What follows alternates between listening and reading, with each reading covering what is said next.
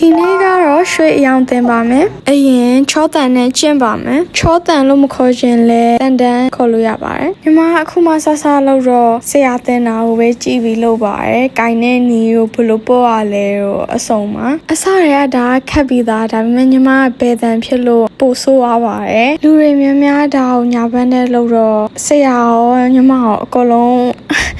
ခေါင်းစားပြီးတော့ confuse ဖြစ်သွားပါတယ်နောက်ဆုံးကျတော့ပို့လွယ်အောင်ညာဘက်နဲ့ပဲ practice လုပ်သွားပါတယ်အဲ့ဒါပြီးရင် community အစီထွက်အောင်မီးမိုးရပါမယ်မီးမိုးဖို့ဖားဖို့နေရပါတယ်ဗီဒီယိုမှာကြည့်ရင်လွယ်တယ်ဒါပေမဲ့အပြင်မှာအရင်ခက်ပါတယ်ခြေထောက်နင်းတာအောင် pressure ချိန်တာအောင် multitask skill သုံးရပါတယ်မုတ်ထားတဲ့ community ကိုရေထဲထည့်ပြီးတော့ G brush နဲ့ပို့ရပါမယ်ပို့မှအမြုပ်တွေထားရပါထွက်တဲ့မြုပ်ကိုပြီးလို့ရှိရင် G brush နဲ့လက်ကောက်ကိုပုတ်ပါမယ်အဲ့ဒါပြီးရင်လက်ကောက်ကိုမီးနည်းနည်းမှုတ်ပါမယ်မီးရဲထိမှုတ်ပါလက်ကောက်ကိုမြေချင်းပစ်ပါမယ်အဲ့ဒါပြီးလို့ရှိရင်လက်ကောက်ကို G brush ခတ်ရပါမယ်ခတ်တဲ့ချိန်ဖွားဖွားလေးပုတ်ပေးပါနောက်ဆုံး step ရတော့အယောင်တင်ပါမယ်ချောတန်နဲ့လက်ကောက်ကိုဖွားဖွားပုတ်ပေးရပါမယ်ဒါကတော့ result လေးပါဘယ်ဘက်ကတော့အယောင်တင်လာတဲ့ဟာပါညာဘက်ကတော့မတင်ရသေးပါဘူး Thank you for watching